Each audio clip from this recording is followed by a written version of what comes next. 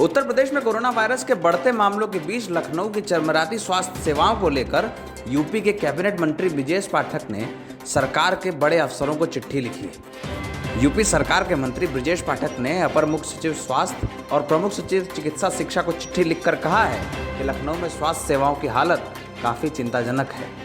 पत्र में समस्याएं गिनाते हुए ब्रजेश पाठक ने कहा कि अस्पतालों में बेड नहीं है, लखनऊ में एम्बुलेंस समय पर नहीं मिल रही है और मरीजों को इलाज भी नहीं मिल रहा है।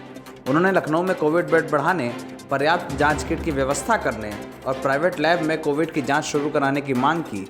मंत्री ने अपनी चिट्ठी में स्वास्थ्य सेवाओं पर सवाल उठाते हुए ये भी कहा कि इतिहासकार योगेश प्रवीण को उनकी सिफारिश के बावजूद एम्बुलेंस नहीं मिल पाई और चिकित्सा सुविधाओं के अभाव में उनका निधन हो गया। यूपी में कोरोना वायरस की दूसरी लहर के कारण स्थितियां भयावह होती जा रही हैं। लगातार संक्रमित मरीजों की संख्या में इजाफा हो रहा है।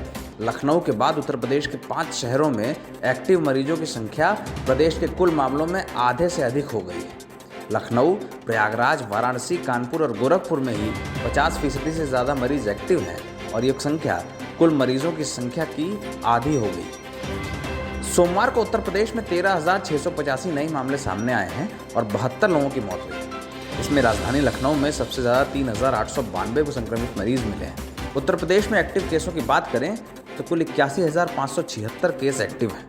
इसमें से 58% मरीज सिर्फ लखनऊ, प्रयागराज, वाराणसी, कानपुर और गोरखपुर जिलों के हैं। सबसे अधिक केस लखनऊ में एक्टिव हैं, जहां 23,090 मरीज अस्पतालों और होम आइसोलेशन में रहकर अपना इलाज करा रहे हैं।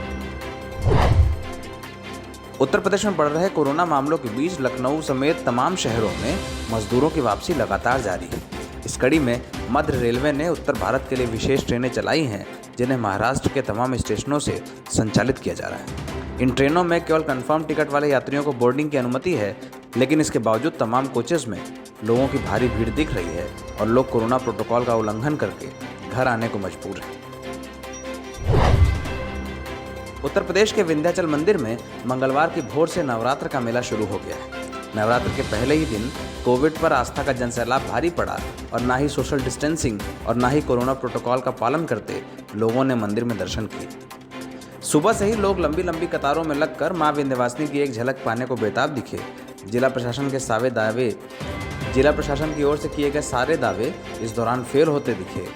लोगों ने प्रशासन और पुलिस की एक भी ना सुनी और मंदिर में दर्शन के लिए एक दूसरे के ऊपर चढ़ते हुए दिखाई दिए। सुबह से ही लोग लंबी लंबी लाइनों में लगकर अपनी बारी का इंतजार करते रहे। मंदिर परिसर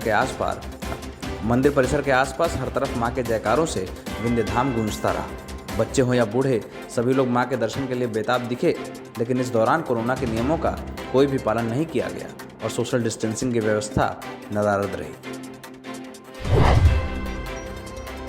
कोरोना की दूसरी लहर के बीच मंगलवार से चैत्र शारदीय नवरात्र शुरू हो रहे हैं। दिल्ली एनसीआर के मंदिरों और धार्मिक स्थलों के लिए दर्शन की नई गाइडलाइन जारी कर दी गई। प्रशासन ने इस संबंध में तमाम व्यवस्थाएं करते हुए ये कहा है कि मंदिरों में इस तरह की व्यवस्था की जा रही है ताकि यहां पर लोगों की भीड़ न हो और कोरोना का संक्रमण रोका जा सके। गाजियाबाद और नोएडा समेत एनसीआर से जुड़े तमाम इलाकों में मंदिरों में दर्शन के लिए पर्याप्त व्यवस्थाएं कर दी गई। मंदिरों को सैनिटाइज किया जा रहा है और मास्क पहनने वाले लोगों को ही मंदिर के परिसर में एंट्री दी जा रही है। कोरोना के कारण इस बार भी नवरात्रि पर मंदिरों में चहल पहल नहीं है, लेकिन जिन मंदिरों में लोग आ रहे हैं वहां पर कोविड गाइडलाइंस का पालन करने के लिए खास तैयारियां की गई। बड़ी बात यह कि मंदिरों में एक साथ 5 से अधिक श्रद्धालुओं के प्रवेश पर प्रतिबंध लगाया गया है। इसके अलावा मास्क और सैनिटाइजेशन के बाद ही लोगों को मंदिर में प्रवेश की अनुमति दी जा रही है।